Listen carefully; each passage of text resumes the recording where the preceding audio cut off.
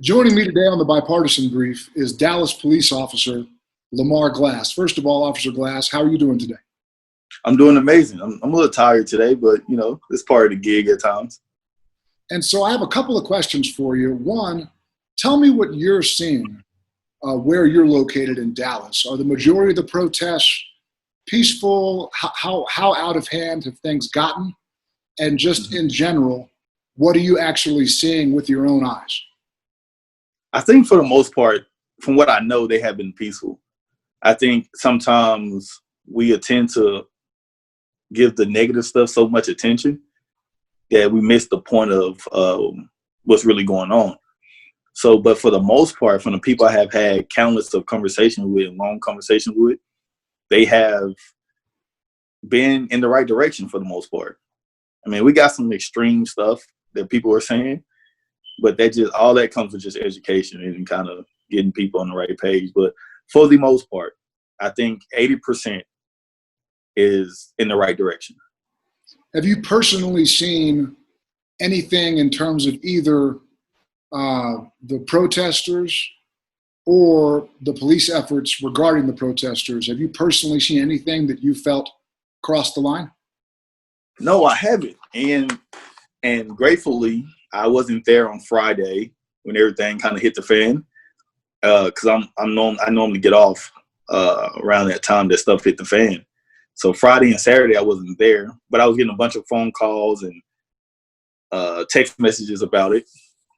So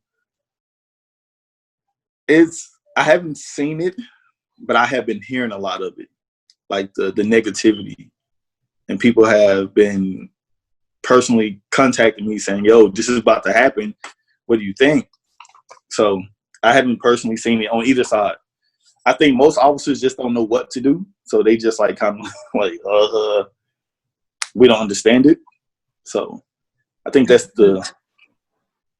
And then I was also going to ask, what are you hearing in terms of, there's so much anger out there right now. There are activists who are using anti-police rhetoric, and there are also, you could say, reverse activists who seem like they're willing to defend the police almost no matter what. I'm curious to know, because I've personally seen in the aftermath of George Floyd's death, I've seen way more police officers speak out, including a lot of police chiefs. I've seen a lot more of that than I had in previous similar situations such as Eric Garner. I'm curious what you're hearing privately rather than the public posts, because it's hard to know if the public posts are sincere or political. And I'm curious to know what you're hearing privately from police about what happened to George Floyd and just more broadly about our overall policing situation as well as the protests. So what my private conversations with other officers have been very much genuine. Just like, yo, man, this is going to set us way back. Like, this is insane. People have the right to feel the way they want. They should be able to feel like this. But I think what's frustrating most officers are when you have the extremists or saying like defund police. We don't need DPD. And it's just like the extreme stuff, I think, that's more frustrating for officers. And I think they're just like, well, tell them don't call me then. So, and I think that's not necessarily the narrative that we need to be pushing. We don't need to defund no police. We just need to go in the right direction. So with that, I think that's the most frustrating part, is what people are saying, defund police, all that stuff. But the George Floyd situation, they're just much as outraged as the community. So that has been my private conversation with most of the police officers. It's definitely been different, again, in terms of public comments from people in leadership positions inside of police departments. I don't remember a lot of police chiefs putting out similar statements when Eric Garner passed or Tamir Rice. And I'm curious, the private conversations in the previous cases where we weren't seeing widespread public condemnation from leaders in the policing world, what were the private conversations like for some of these previous instances? Were would you say the police officers are more outraged now about what happened to Mr. Floyd versus Tamir Rice? Or privately, or have the conversations been pretty similar? I think they're more outraged now. I don't know, and this is just me being as real as I could be, because I don't know how to be any other way. I think that a lot of it is like, man, we've been working so hard and now we got to deal with this. And it has been, I think back then it was more acceptable. And I hate to say that. Not in the sense of, well, police kind of accept it. It was just like, dang, that sucks. And they kind of moved on. Now it's more like we have to make a stance. We have to do something, because now it's not only just affecting the community, it's affecting us as police officers, because now we get it that we're so vulnerable. We're definitely vulnerable. And that's the issue. Like, yo, okay, we got to be part of the community. Like, this is crazy. This is getting out of hand. So we were just like, at first it was more like, oh, this is just a bad apple. That's on him as a police officer. That has nothing to do with me. But I think as the situation has become more in the public eye, they're like, this affects everybody. And then, Officer Glass, my last question is a two-part question. One, okay, and you've kind of already answered it.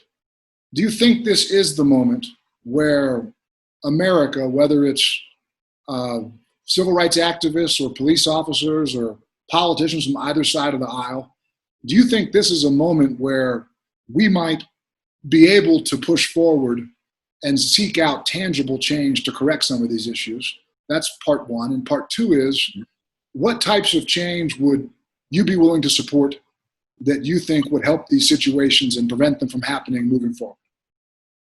So the first one, I don't know. Like, I'm confused, to be honest, because we have been here before, right? And we have been doing the same things. I know I've been on the front line for forever when it comes to equal justice and systematic racism. Racism, to me, to be honest, not to get sidetracked, but I understand racism. Like, I understand people don't like people, but systematic racism is what really bothers me. So with that being said, I don't know if this is the one, because we've been here before and we kind of taking the same routes. So I think only time will tell if this is the straw that broke the camel's back. But this has been the same narrative with everything, with all the killings and with all the police killings. So I'm just sitting back. That's why I spoke out a little bit, but I haven't like really just went full throttle the way I know I can, because I want to kind of see how everything plays out a month or two from now. What are we doing? So that's what I'm gonna kind of judge my is this the one on solutions. Is that we have to get with people that have the same agenda. Like, we give negativity too much, but we have to understand. I think that celebrities, instead of talking about it, let's buy back our communities. Like, we don't own anything in our community. That's what it is. We're just sitting here, and I hate to say it, we're just sitting here being poor. And then when stuff like this happens, everybody wants to get in front of a camera and say, "Oh, I'm hurt." No, like, help. Like, let's help educate. Our schools are failing our kids, so we need to start there.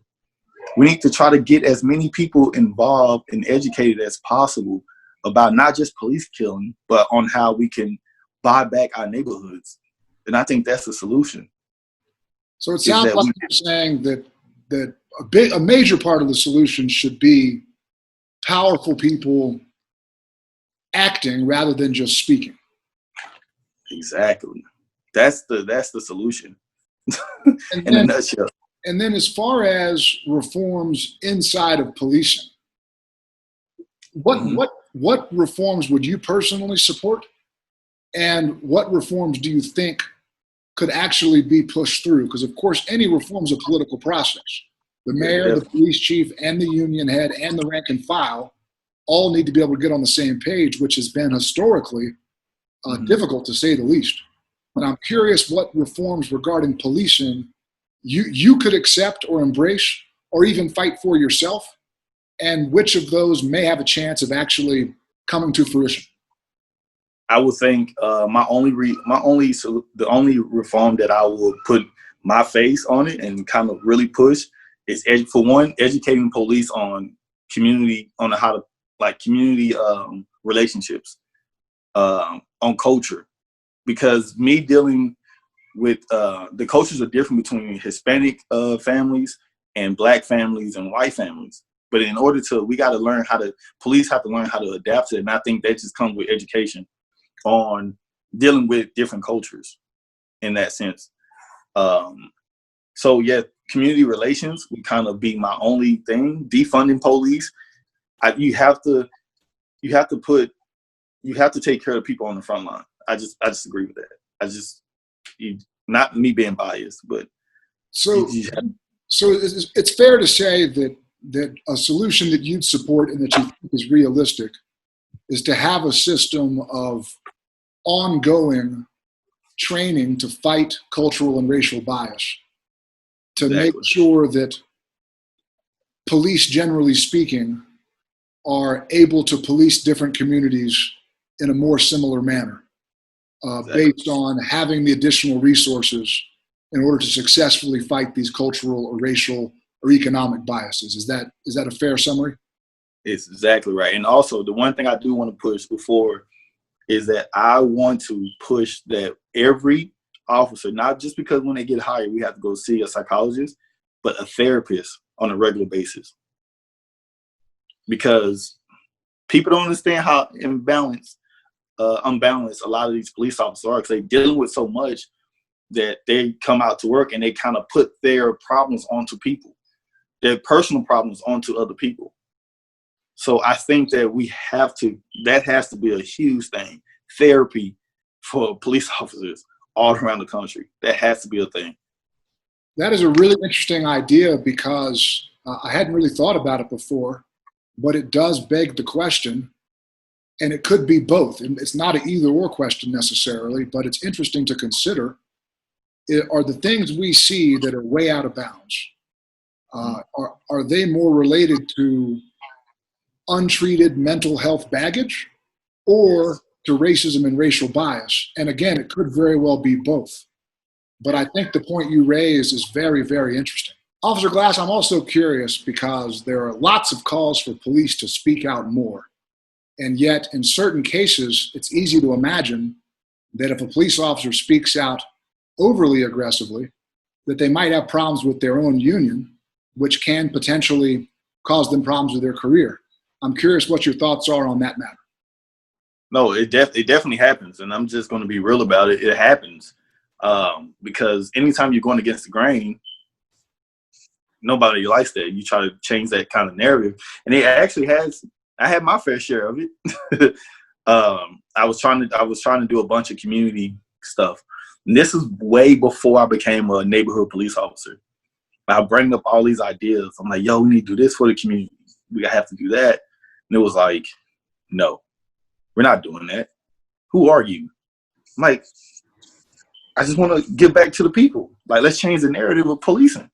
And it was like, if you do this, pretty much I was going to get shunned. There was nobody going to, and in the police world, excuse me, sometimes if you have like that bad name, people won't cover you. They won't come to your calls. They won't do that. So you have to kind of be like, oh man, what do I pick? If I get in some stuff hit the fan, I would want people to cover me. And these are thoughts that goes through your mind. So you kind of just play. And for me, I just kind of shut up and just played the back seat for a little bit. And then I was like, you know what? Forget it. So I just start picking things back up. But it definitely something that happened to myself where people looked at me and was like, you're stupid. We're not doing that. We're not going to allow you to kind of do community events. Who are you? But thank God for Chief Hall, to be honest, because she put me in a position where I was successful. But before Chief Hall got there, you're saying that the horror stories you hear of 50 years ago, where a police officer speaks up and tries to do right, and then they call for backup and the backup never arrives. You're Yeah. saying that type of thing can still happen in the 2000s. Yeah, if you got a bad name or you did something that goes against the narrative of a police officer, yes, it could definitely happen.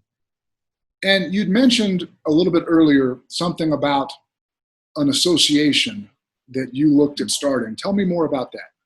Oh yeah, so I came up with this great idea about starting my own association. It was going to call like Young Officer Association. I don't know, but it was for officers straight out the academy. They was going to get to the association I was going to start, and it was going to groom them on like culture, community policing, and stuff like that, and kind of teaching them a other way other than representation. I pushed that narrative to certain people. I'm not gonna say any names, and they were like, "No." I was like, "Why not?" So like, if you do that, matter of fact, I'm going to take all. This is the exact words. If you do that, matter of fact, I'm going to take all those ideas you told me, and I'm going to put in my association. And if you, it's going to take you a long time because you got to get bylaws. They broke everything. It's like you got to get lawyers. So by the time you get all that done, it'll be my ideal anyway. So I was like, whoa. So that kind of, it discouraged the hell out of me because it was somebody that I respected at the time. And they were like, no, we're just going to take your ideas. Get out of here. And I thought that was really important if we could get young officers, groom them for the community. I'll tell you what, Officer Glass, I really appreciate your time. And we're going to release this interview probably on Sunday. I'm trying to do the show weekly. And Okay. so I really appreciate your time and your insights during these incredibly difficult times, not just with the protests, but also with coronavirus. We're living in, the first time in my lifetime, our nation has faced more than one major crisis simultaneously. And so you can really see that it's pushing us to the brink. And I think we all agree that we hope that our nation figures out a way to make these things better and hopefully one day right moving forward. So again, I really appreciate your time.